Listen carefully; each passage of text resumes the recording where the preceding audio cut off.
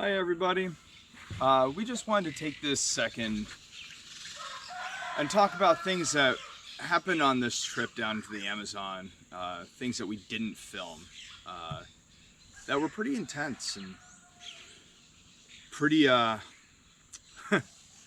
pretty intense, let's put it that way. Pretty scary. Pretty scary. So I ended up getting really, really sick down here in the Amazon.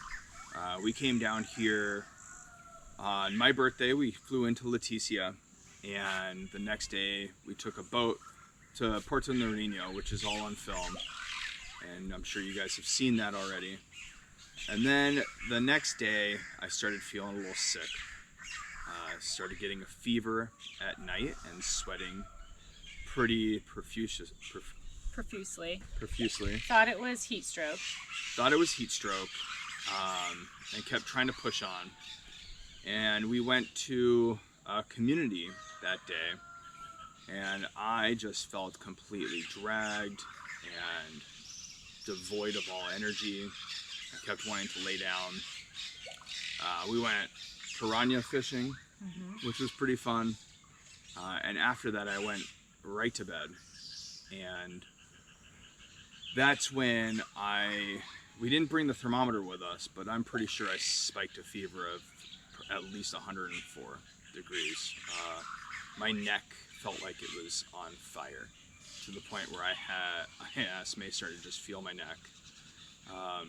Our guide Johnny asked if I wanted to go to the hospital, if we wanted to leave that community, which was about a half an hour boat ride from Puerto Nariño. And I thought I would sweat it out, and I thought it would peak until the nighttime, and my body just started expelling all fluids out of everything. I'm not going to get into too much detail about it, but it was pretty bad. The next day we came back to Puerto Nariño. Well, hold on. And this is in a room with a mosquito net, no fan, no electricity. Shared bathroom. But there was a bathroom with running water. But so I think that made it harder too. Just no fan. Yeah, that made it pretty tough. I slept with 2 towels just to keep wiping myself down from all the sweat that I was sweating, and then I would end up freezing cold because I was laying on just wet sheets because of all the sweat. And the next day we went back to Puerto Nariño, and I kept trying to push myself, and I kept trying to rally, and we had changed some of our plans for the tour just because of how I was feeling. So instead of going to a further away community, we decided to go across the river into Peru. And during this walk, I started losing all strength in my legs. I started getting dizzy. I thought I was going to pass out.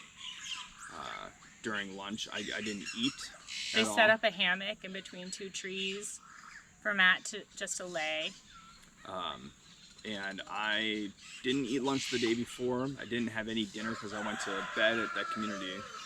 And then for the lunch during this day, I had 1 bite of rice that I forced myself to put down, and I went back to laying in the hammock. And we decided that it was time for us to leave instead of seeing the sloths and go back to Puerto Nariño for me to go to the hospital. But we saw the sloth. We did see the sloth. We ended up stopping off and seeing a couple of sloths because it was on our walk back, and I couldn't even muster the energy to pull the camera out to take any video of the sloths. I couldn't pull my binoculars out. I had to hold on to Maystar. I thought I was going to fall off the bridge into a river because I couldn't walk at all. And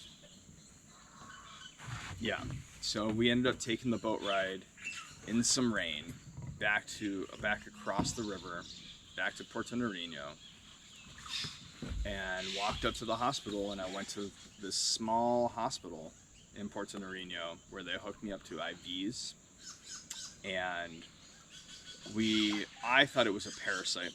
that I contracted, and they agreed that it was a parasite that I contracted because of the fever The symptoms. and the other symptoms, throwing up and all of this. And the parasite was probably, we think he got it in Leticia, not on the trip. Not on the here. trip. We think So- that I got it from eating ceviche in Leticia, which is a bigger city.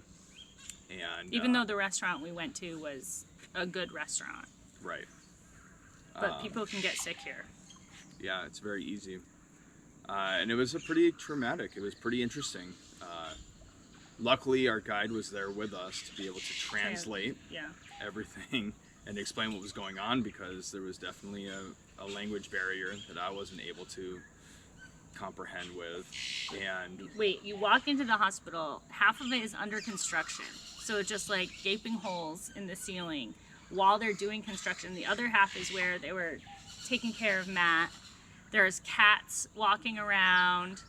Then they put him into another little room that had like holes in the windows, and it like just the look of it was pretty shocking, but he got really good care. yeah, it looked like it looked like I was in a war zone. It was terrible. But they were good. They were solid. At one point, the port of my IV had come out, and I started bleeding out, basically, all over the bed that they had me on, all over my pants, all over the ground. And they got that back in, and then they moved me into the room.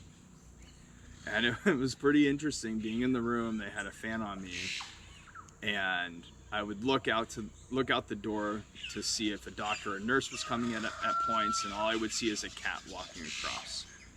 And I'd look out again, there'd be a dog walking across, or a chicken. Yeah. And Some sort of animal. yeah, and it was an experience I'll never forget. At the end, when they were releasing me, we were getting medications, and I had to wait with our guide for the medications, which were sitting on the table for almost 2 hours, because they had to call Leticia to find out how much to charge us for this medication. That's why we had to wait for so long. Because most adults, I think, from talking to our guide, that people around here, they get parasites when they're kids. They kind of get used to different parasites and their body acclimates. So I'm sure it was different trying to handle an adult. Yeah. I'm still taking a couple of the medications right now. And of the 6-day trip that we had, I was pretty sidelined for about 3 days of it, which is unfortunate that happened, but it was an experience that I'll never forget. It was an experience that I wish I didn't have to go through, but it can happen, and it can happen anywhere, at any time. You just have to kind of roll with the punches and understand that that's what it's like. Sometimes that happens when you're traveling. So we wanted to kind of explain some things that had happened that we wished we had filmed, but at the time it was pretty intense. It was difficult. The kids were back at the hotel with our other guide, Alex, who doesn't speak English. I was trying to hurry and take care of Matt, take care of the kids. I just wasn't thinking about taking pictures or video. We were very confused. And then the next day, Matt rested, and we did another jungle walk, which I took still photography, which we'll show some pictures of the still photography, but we didn't take any video, because it was me managing the kids alone.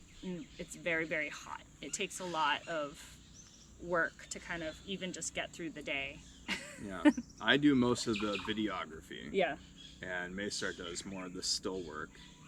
And Maystar is getting better at the videography, but she's still working on it. And that's kind of why that's void from this trip. It's because I was sidelined. I spent the entire day in bed after the hospital experience that I'll never forget, ever.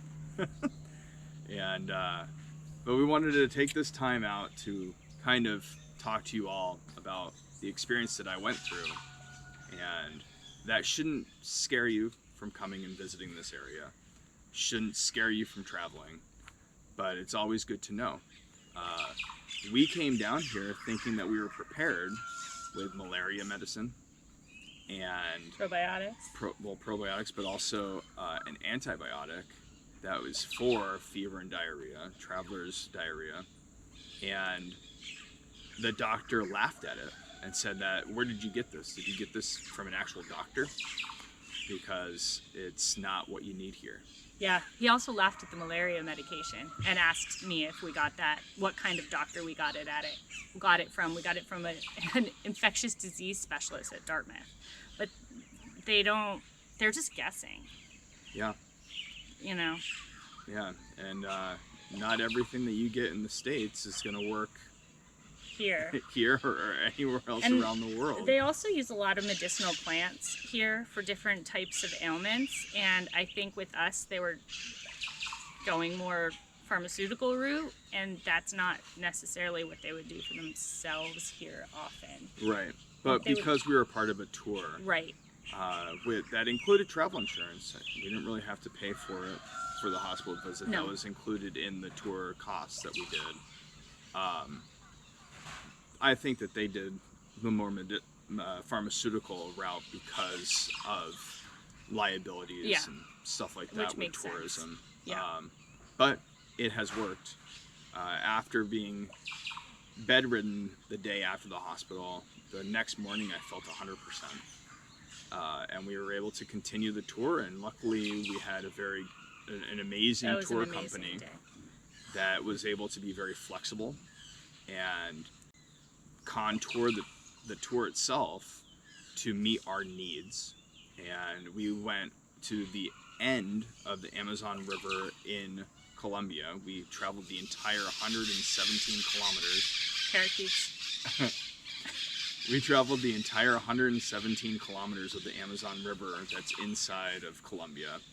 And we went to the end to a community called Agosa de Siete, and where we were supposed to go the day before and spend the night, but they were able to contour it and allow us to go for the day and then come back in the evening. And I am so happy that I was able to be part of that part of the tour. That was one of the parts of the tour that we saw some of the most wildlife that we've seen, and it was pretty spectacular. We went to Peru around that time period when Dad was sick. And yeah, it's just amazing. But we just wanted to take this time to explain what had happened and tell that story about what had happened. And if anyone leaves any comments down below and lets us know if they want to find out any more details, we'd be happy to share that as well. And we'll get better at filming the good and the bad. Yeah. All right.